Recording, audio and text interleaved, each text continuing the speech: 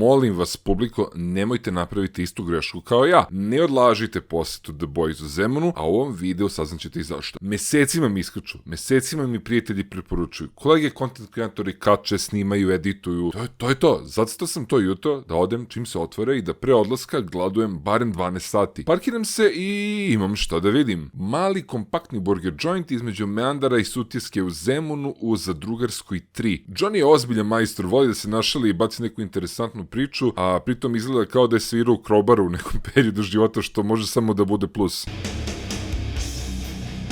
Definitivno pogledajte njihove videe na TikToku i Instagramu, vole da se zezaju u lokalu, baš su cool ekipa. Prvo jelo koje strada je Philly Fries. Nemojte da se zezate da pomislite da je ovo prilog side dish i te munje, ovo je full obrok.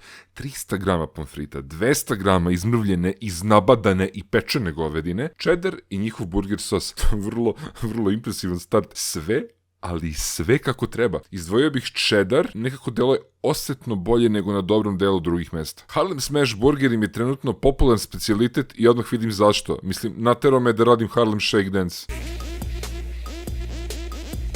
Papričice, hrskavi luk i barbecue sos mu daju ozbiljnu pikantnost, znači nije preljuto, a slanina je odlično komplementarna uz smash burgere i cheddar. Smrt u diskoteci za krvne sudove, ali vredi. Za kraj nešto sasvim obično, za ljude koji ne vole mnogo da vrdaju i istražuju. Original Smash. Burger sos, iceberg, luk, kačkavalj, meso. Pravo u centar. Tako jednostavna i obična stvar, ali dovedena do savršene izvedbe. Zemički su također odlične, što znači da nijedan deo The Boys burgera nije zapostavljen. Kad pogledam cene i saberem utiske hrane, usluge, pozitivnosti cele ekipe i samog ambijenta, dolazim do jedinog mogućeg zaključka, a to je da su mi The Boys jedni od najboljih smash burgera u Beogradu, koje moram ubrzo opet da posjetim. Dolazi toplije vreme pa ćete moći da poručite i da sednete ispred, da čekate magiju da se spremi, a te kako obiđete zemunski buljak vikendom, ne mogu da zamislim bolju destinaciju da se utoli glad. Sad kad ste pogledali ovaj video,